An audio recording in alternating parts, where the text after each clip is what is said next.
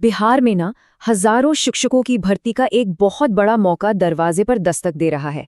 लेकिन इस मौके को हकीकत में बदलने के लिए एक परीक्षा है जिसे पास करना ही होगा। तो आज हम इसी पहेली को सुलझाने वाले हैं। STET 2026 की कंफ्यूजन से लेकर 44,000 नौकरियों की पूरी सच्चाई तक। जी हाँ, इस नंबर को जरा ध्यान से देखिए। 44,000 ये कोई छोटा मोटा आंकड़ा नहीं है।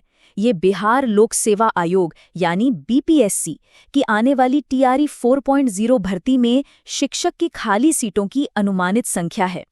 मतलब जो लोग भी बिहार में टीचर बनने का सपना देख रहे हैं, उनके लिए ये एक जबरदस्त मौका है।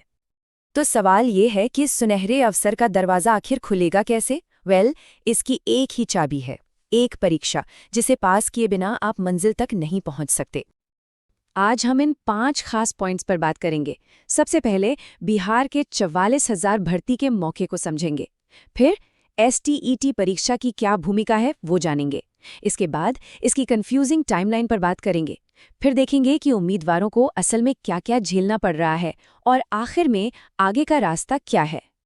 चलिए तो शुरू करते हैं पहले हिस्से से, बिहार का 44,000 शिक्षक भर्ती का अवसर। आइए BPSC TRE 4.0 की इन वैकेंसीज को थोड़ा और करीब से देखते हैं और समझते हैं कि ये मौका आखिर कितना बड़ा है। तो ये जो 44,000 पद है वो अलग अलग लेवल्स में बटे हुए हैं। जैसा कि इस चार्ट में साफ साफ दिख रहा है, सबसे ज्यादा करीब 19,000 पद क्लास 1 से 8 के लिए हैं। इसके बाद क्लास 11-12 के लिए 13,000 और क्लास 9-10 के लिए 12,000 पद हैं। यानी मौके हर लेवल पर मौजूद हैं। अब ये जो बात है ना, ये सच में एक गेम चेंजर है, एक बहुत बड़ा बदलाव। इस बार 85% सीटें सिर्फ बिहार राज्य के निवासियों के लिए रिजर्व होंगी। इसका सीधा सीधा मतलब ये है कि जो लोकल कैंडिडेट्स हैं उन्हें बहुत बड़ा फायदा मिलने वाला है। उनके टीचर बनने के चांस काफी बढ़ जाएंगे और बाहर की कंपटीशन भी कम हो जाएगी। अच्छा, तो अब जब हमने मौके को समझ लिया है तो चलिए उस चाबी पर फोकस करते हैं जो इन नौकरियों का ताला खोलेगी, और वो है STET। आइए समझते हैं कि ये पहला और सबसे जरूरी कदम आखिर है क्या। तो बिहार STET आखिर है क्या चीज? देखिए, इसका पूरा नाम है सेकेंडरी टीचर्स एलिजिबिलिटी टेस्ट, यानी माध्यमिक शिक्षक पात्रता परीक्षा। इसे बिहार स्कूल एग्जामिनेशन बोर्ड यानी BSC भी कंडक्ट कराता है।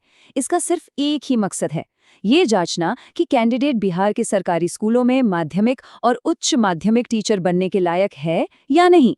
आसान भाषा में कहें तो BPSC की भर्ती में अप्लाई करने के लिए इस एग्जाम को पास करना कंपलसरी है। स्टेट में 2 पेपर होते हैं, यानी 2 लेवल। पेपर 1 उन लोगों के लिए है जो माध्यमिक टीचर बनना चाहते हैं, मतलब जो क्लास 9 और 10 को पढ़ाना चाहते हैं। और पेपर 2 उन कैंडिडेट्स के लिए है जो उच्च माध्यमिक टीचर यानी क्लास 11 और 12 के लिए अप्लाई करना चाहते हैं। तो अपनी क्वालिफिकेशन और टारगेट के हिसाब से सही पेपर चुनना होता है। चलिए अब जरा एग्जाम के पैटर्न पर भी एक नज़र डाल लेते हैं। सारे सवाल ऑब्जेक्टिव यानी MCQ टाइप के होते हैं। टोटल 150 सवाल 150 नंबर के, और टाइम मिलता है 2.5 घंटे यानी 150 मिनट। और हाँ, एक बहुत ज़रूरी बात, इसमें कोई नेगेटिव मार्किंग नहीं है। ये कैंडिडेट्स के लिए एक बड़ी राहत की बात है, क्योंकि वो बिना नंबर कटने के डर के सारे सवाल अटेम्प्ट कर सकते हैं।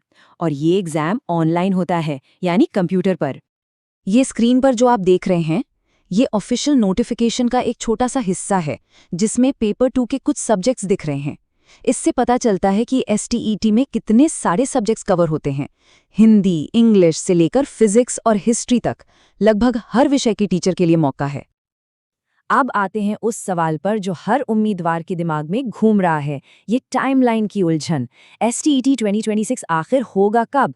यही वो सवाल है जो तैयारी की पूरी स्ट्रैटेजी पर असर डाल रहा है। तो सवाल वही है, STET 2026 का एग्जाम असल में होगा कब? यही वो सवाल है जिसका जवाब हर कोई ढूंढ रहा है। अब ये कंफ्यूजन हो क्यों रही है? क्योंकि अलग अलग सोर्सेज से अलग अलग खबरें आ रही हैं। इस टाइमलाइन को देखिए।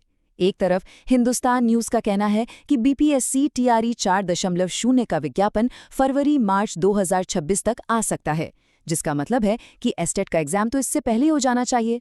वहीं दूसरी तरफ कॉलेज देखो की रिपोर्ट कहती है कि STET 2026 का नोटिफिकेशन सितंबर 2026 में आएगा, और अगर हम पिछला पैटर्न देखें तो एसटीईटी 2025 की प्रक्रिया 2024 के आखिर में शुरू हुई थी, तो इन्हीं अलग-अलग तारीखों ने कैंडिडेट्स के बीच इतनी अनिश्चितता पैदा कर दी है। चलिए, अब जरा तारीखों और पैटर्न से हटकर इस परीक्षा प्रक्रिया के मानवीय पहलू पर भी बात करते हैं, क्योंकि ये सिर्फ एग्जाम के बारे में नहीं है, ये उन हजारों उम्मीदवारों के बारे में है जिनकी जिंदगी इससे जुड़ी हुई है। लेकिन सवाल ये है कि क्या ये सफर सभी के लिए आसान है? जमीनी हकीकत तो कुछ और ही बताती है। जवाब है बिल्कुल नहीं।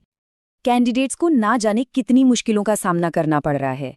जैसे कि जो बीएड और पीजी के अपीयरिंग छात्र हैं, उनके लिए एलिजिबिलिटी एक बड़ा मुद्दा है। उन्हें फॉर्म भरने का मौका ही नहीं मिल रहा। कई उम्मीदवार एज लिमिट को लेकर परेशान हैं। एग्जाम के बाद आंसर की और नॉर्मलाइजेशन को लेकर नए विवाद शुरू हो जाते हैं, और कई बार तो आंसर की को चैलेंज करने के बाद भी रिजल्ट वैसा नहीं आता जैसी उम्मीद होती है, जिससे बहुत ज्यादा निराशा होती है। और ये सिचुएशन इतनी निराशाजनक हो जाती है कि कई उम्मीदवार इस नतीजे पर पहुंचते हैं, जैसा कि साहित्य आजकल के एक वीडियो में कहा गया, न्याय की उम्मीद केवल अदालत से ही की जा सकती है।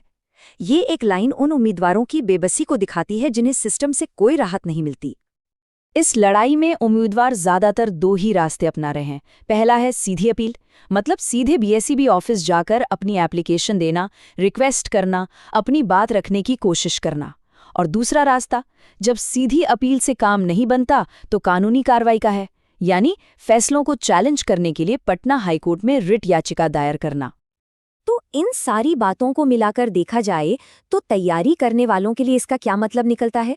इन हालात में आगे का रास्ता कैसे तय किया जाए? तो देखिए, मोटी मोटी बातें ये हैं। पहली, 44,000 वैकेंसी का टीआरई 4.0 का मौका असली है। दूसरी, अप्लाई करने के लिए एसटीईटी पास करना ही पड़ेगा। तीसरी, एसटीईटी 2026 की पक्की तारीखें अभी तक तय नहीं है, इसलिए ऑफिशियल सोर्सेज पर ही भरोसा करें। चौथी, सही जानकारी के लिए बीएसईबी की घोषणाओं पर लगातार नजर रखना बहुत जरूरी है। और आखिर में ये भी ध्यान में रखना होगा कि कई सिस्टम से जुड़े मुद्दों को कोर्ट में चैलेंज किया जा रहा है, जिसका असर आने वाली प्रक्रियाओं पर पड़ सकता है। तो हम अपनी बात इस आखिरी सवाल पर खत्म करते हैं।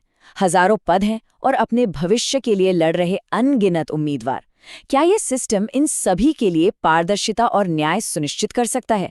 इस सवाल का जवाब तो आने वाला वक्त, बोर्ड के फैसले और शायद अदालतों के निर्णय ही देंगे। तब तक जानकारी रखना और जागरूक रहना ही सबसे बेहतर है।